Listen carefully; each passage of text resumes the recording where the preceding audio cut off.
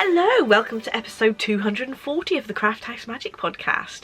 My name's Ellie and I'm coming to you from Norwich in Norfolk in the UK, and today is the 23rd of February. So welcome everybody. I hope you've all had a lovely crafty week since the last time I've spoken to you, and I'm here to share the things that I've been making in the last 7 days. So today I have some knitting. I've got 2 finished objects to show you. I have some sewing and I have a finished box to show you. And then I have a section where I'm going to give you some 2 colour, 2 skein shawl ideas. So there's quite a few of those. I think I've got 9, 7 of which I've got samples of to show you. And then we have a shop update, which I've got a few yarns to go in the shop this week, which is tomorrow at 7 PM GMT. And then I've got a little appearance from Jensen at the end of the podcast wearing one of the knitted things that I finished. So Makalongs are all described in the description bar down below, so you can pop down there if you want to join in. But let's get on with the knitting, shall we? So first of all, I have a finished hat, and this is for my mum. So this is one of my Make 9 lists. If you look really closely, you can see that it's got some really pretty cables on it. So this is called the Winter Walk Hat by Triceie Millar, and that's Triceie from the Grocery Girls. And it's got this really cute cabled pattern on the front of the hat, and on the back of the hat it's actually just stocking stitch, which is nice. So this is actually black with grey tones, and I've put it closer to the camera where it is a bit more blown out so that you can see sort of the pattern details, but it is darker. That is a bit more true to life. There is some darker grey bits in there as well, because I like to do tonal yarns rather than completely solid. But this is my Black Hole Sun colourway on a DK sparkle base, because Mum wanted a sparkly hat. So this pattern is actually written for both DK and worsted weight yarn, but I picked some DK yarn because I found that my wholesaler for my yarn sells a sparkly DK, so I picked that up. Don't know if you can really see how sparkly it is in real life. It's always a little bit difficult to photograph sparkles, but there we go. So I've measured my gauge on this hat, and I came out with 19.5 stitches in 4 inches, and the pattern actually says that the DK version should be 23 stitches in 4 inches. So mine comes out a little bit bigger, probably because the yarn is quite plump for a DK. So the worsted weight version says that the gauge is 17 stitches, so it is sort of between the gauge of the DK and the worsted gauge on there, so it's not too far off, plus it just gives a little bit of extra room. This was after blocking, but I tried not to pull it out too much. I blew up a balloon to the size of my mum's head. I got to measure for me, and then popped it on there to dry so that it has been sort of nicely blocked, but not too much. I haven't blocked it too much. And then, of course, she wanted a pom-pom. Now, I've had this in my stash for ages, and I haven't had the guts to put it on a hat for me, because I'm not sure if I could get away with it. But Mum said, I want a pom-pom. So this is one of the quite expensive Toft, real alpaca pom-poms, which I've been sort of having around my craft room to touch and feel, because it's just so soft and lovely, and I've given it to my mum. It isn't actually stitched on there properly. I've done it so that it can be taken off for washing. I've threaded the ends that were attached to the pom-pom, and then I've put it on the inside, threaded them through a button, and then I've just done a bow with these threads, just so that it can be removed easily. I could probably do with trimming those and making the bow smaller really, but I've left it like that at the moment. We shall see how she gets on.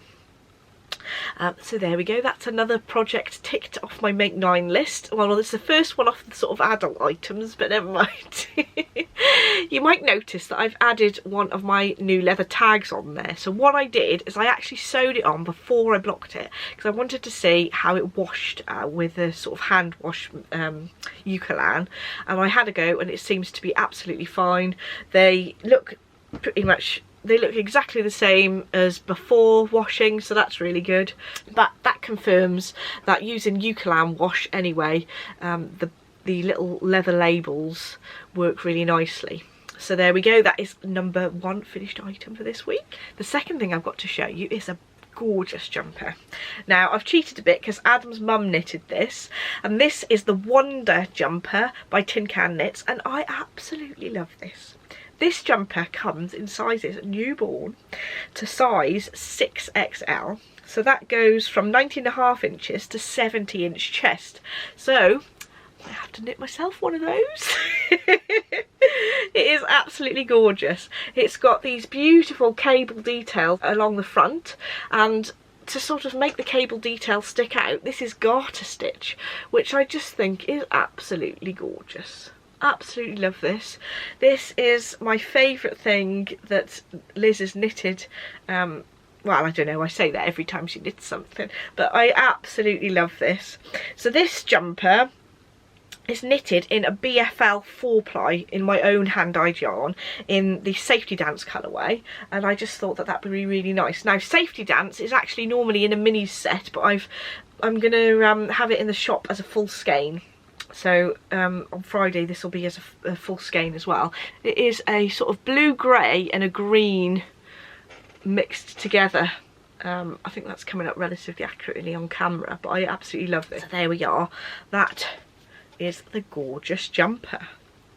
So the gauge on this that Liz got from the fingering weight yarn was 22 stitches in 32 rows, and the pattern says it should be 24 stitches on 36 rows. So her gauge is actually a little bit looser, despite the fact that actually this pattern is written for sport weight yarn. And I know that my BFL fingering weight yarn is quite plump. I thought, well, actually, because it is quite a plump for fingering weight, that would be ideal for a sport. But with Liz's gauge, actually that's come out slightly looser. So the size that Liz knitted was the 1 to 2 years. So we shall see how well it fits Jensen. Hopefully it's not massively big. I think it'll be okay. I quickly tried on the neckline just to see whether that was big enough for his head, and it was absolutely fine. So I'm looking forward to how that looks on Jensen, and I'll video it for the end of the podcast. And I need one of these for myself, and I'm wondering whether me, Adam and Jensen could have another matching set of knitwear. I can get away with that for Adam as well. I think he'll love that pattern. I better get some dyed up so that I can knit myself one as well. Love it. So the next section is sewing, and I finally finished my Hexagon box, which I've worked on for absolutely ages, and I love it. So this is a pattern by Emma Jones, who is Vintage Sewing Box, and she's got a pattern which is the bottom bit without the lid, but I've added the lid.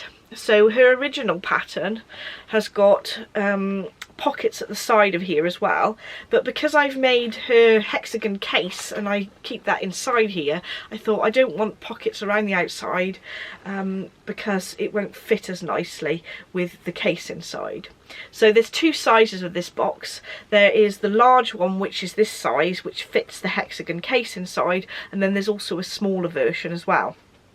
So what I did to work out how to get the lid is I basically used the same panel for the bottom, and then I took 1/8 of an inch off just so that it would fit on nicer at the top. So once I'd got my, it's made with sort of a foam material, I'd wrapped my fabric, my linen fabric, around the foam sort of template for the top. And then I noticed that actually the sides gaped a bit. So to remedy that, I actually ended up undoing the bottom of the box and putting in magnets in each of the sides here, so that if you look carefully you can see that it pulls down. It does need to be sort of adjusted to make it lie in the right place each time, but it does hold it really nicely so that the sides sit flat, which I think is really nice. I've added a little tab just to help lift it there. It's just a hand sewn little tab that's sort of doubled over, if you can just see there. And I just hand sewed it to the inside there, just so that it wouldn't sort of detract from the design of the box. I think that keeping it quite simple and quite plain really finishes it off nicely. And I am really pleased about this. So inside the box, I haven't actually done anything on inside the lid, so I don't know whether I'll add some hexagons on the inside lid afterwards, but I have got the same sort of arrangement of English paper piecing there as I got right inside underneath this case, but I'm really glad it's finished now. I think it'll look really nice on the table behind me here. Now that it's got a lid, it'll stop the dust getting on the inside of the box. So there we go, a finished box. So my next section is where I'm going to show you lots of ideas for 2-colour, 2-skein shawls. Now this is because one of my yarn clubs is either a sock club or a shawl club. So I dye them so that sort of January and February's go together and March and April's go together. So those of you who've already purchased January and February, I thought I'd give you some ideas of what shawls you can knit. I know that lovely Fiona, who's already purchased January and February, asked me for some hints and tips of what to knit, so I thought it would be ideal to show you all on the podcast. Then I could actually show you the samples that I've got of 2-colour shawls and give you a couple of more ideas that I haven't yet knit. I have actually got Liz on the case to knit a sample out of the actual January and February colourways in a shawl that I've picked. So there'll be additional ideas to this one as well once that's knitted up. So first of all, out of the ones that I've already knit in my 2-colour shawls is the Different Light shawl. And this is a pattern by Justyna Lorkowska, and this is one of my favourite 2-colour shawls. Now this one is a little bit tricky because there is some brioche in this, so if you haven't done brioche before and you're a bit nervous about it, perhaps avoid this one to start with. But actually brioche isn't that difficult, so I encourage you to have a go if you've got the motivation to have a go. So this is a sort of halfway between a crescent shawl and a half circle shawl really, but it's a really nice shape. I normally wear it so it's sort of crossed over like this, but you can wear it over your shoulders as well. But just a quick example of what that one looks like. I haven't got the ideal colours on today to go with this, but you get the idea. And these are a couple of gorgeous yarns that I bought from the East Anglia Yarn Festival last year in yarn from Fruitful Fusion. So there we go, that's number 1 idea. The second idea I've got is the Typhoon shawl. And this is a pattern by Josh Reichs-Robinski, and it is a little bit unusual because part of this shawl is actually knitted sort of in short rows backwards and forwards, so that's a little bit of something a bit different. Again, it's a crescent shaped shawl. I must admit, crescent shaped shawls are my sort of favourite, and I tend to wear it like a scarf, like this, but again you can wear it across your shoulders if you want to. This is knitted out of some yarn that I got from 2 Irish girls when I went for my honeymoon in Florida, and my Because the Night colourway on a merino base that I dyed up especially to go with this colour. I'm going through these a little bit quick because there is quite a few, otherwise I'll be here sitting here forever. So this one here is the Pure Joy shawl by Hohi Locatelli, and this is another one of my favourite patterns. It is a lovely crescent shaped shawl, and this one's got short rows. They're out of 2 of my own hand dyed yarns. They are Tell It To My Heart and Love Shack, and I have got kits for this one and the one that I've just showed you on my website, and I think I've got kits for the next one as well. So that one again, it's another crescent shaped shawl. You can wear it across your shoulders or sort of round your neck like a scarf like this. I do like this one. So next one is a little bit simpler. So this one actually is a pretty simple knit as long as you don't mind doing short rows, but this one I'm now going to show you is even simpler. So if you're a little bit nervous about knitting shawls, this would be the ideal start really.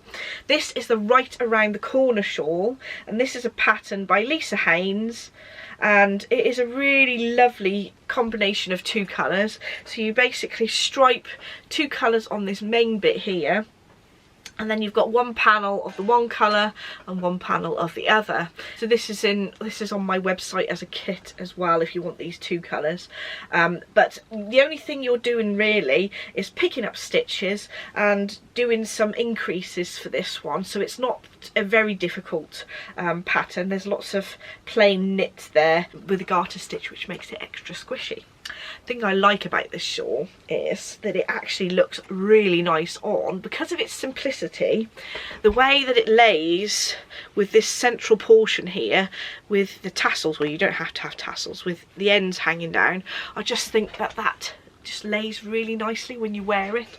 So this is, I think this is really designed to wear. It's a really wearable shawl. So I've got that version, and I've also got a dark blue and green version.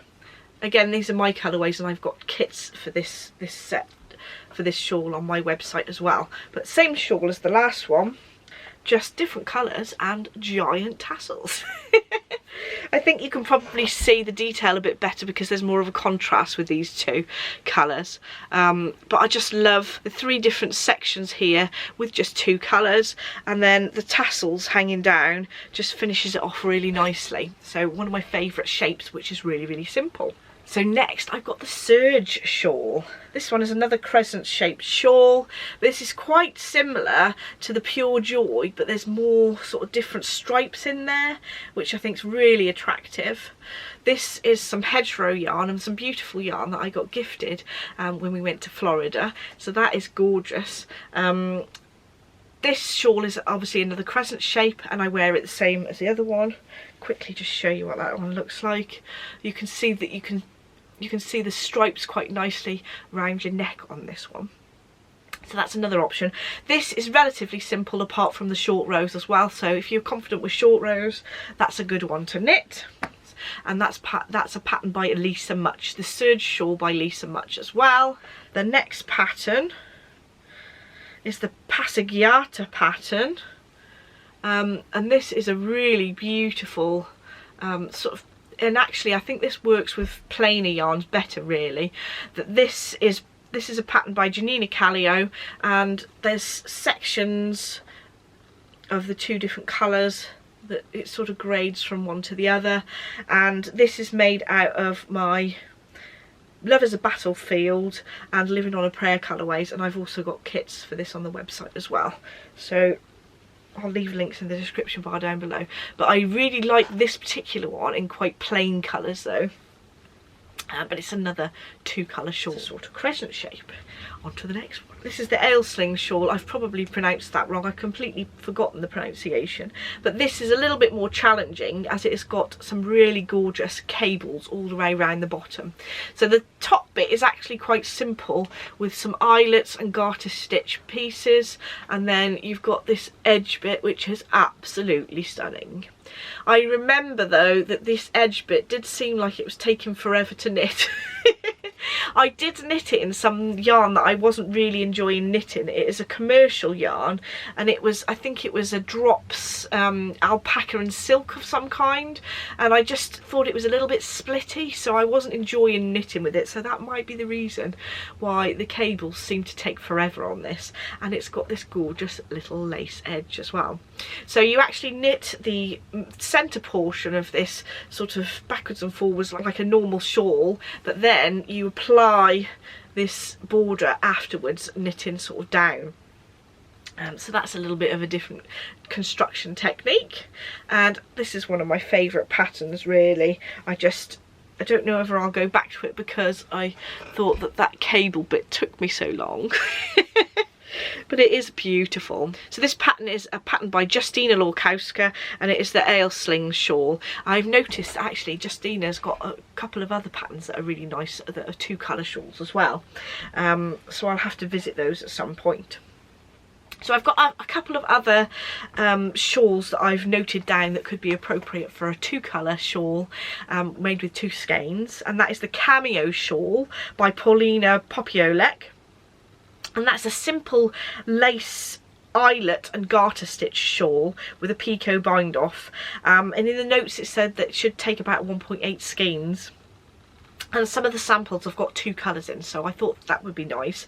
With a little bit of challenge with the picot and the eyelets, but nothing too really complicated.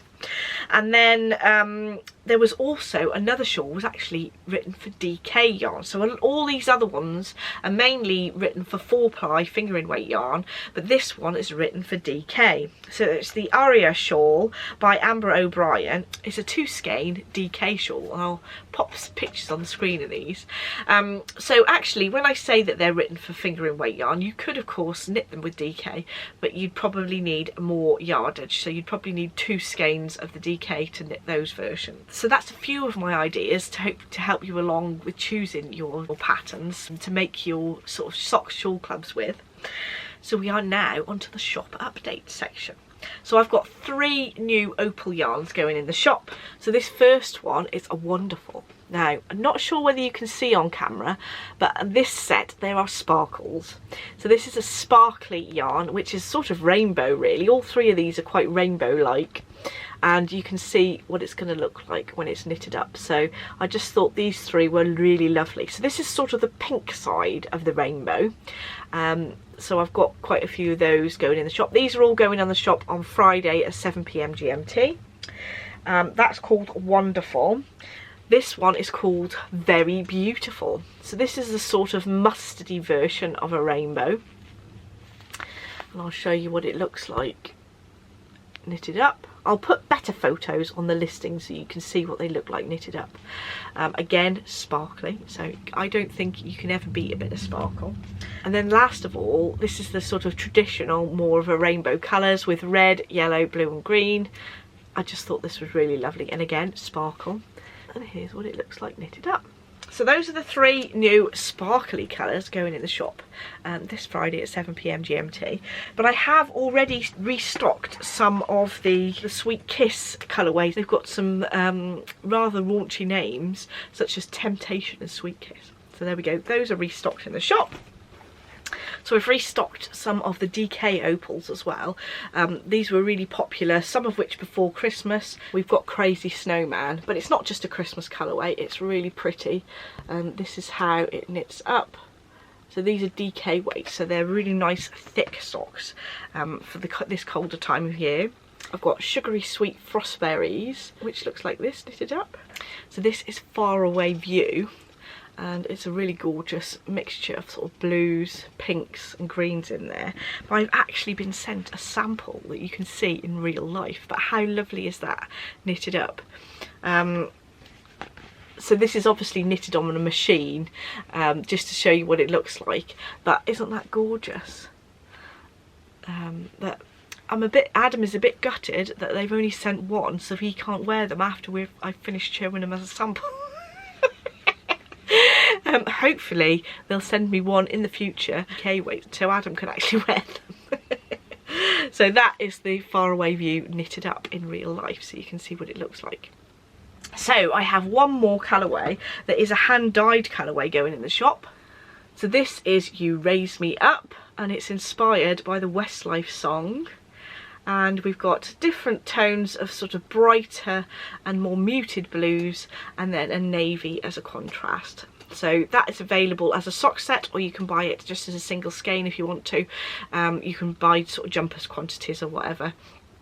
And available on all the bases that I've got in my shop. So all my yarns are dyed to order, so sometimes that they can take a week or 2 to be shipped out to you, depending on how busy I am, but I do try and do it as quickly as possible. So there we go, that's all my shop update stuff for this week. But now over to you, Jensen, and I want to see what that Wonder jumper looks like. So Jensen's wearing his jumper.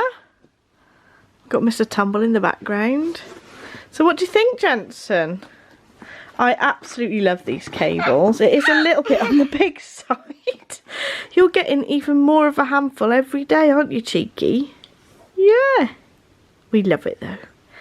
And I think I love this jumper, and I'm glad it's a little bit big because it'll last longer. You going to give us a twirl, Jensen? Lovely. And it's plenty big enough to go over his head. You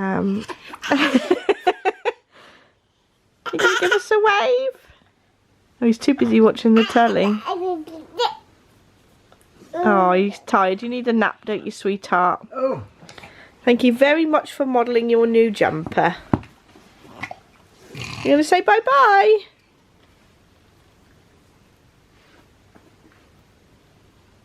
Wave bye-bye. Wave bye-bye. The camera.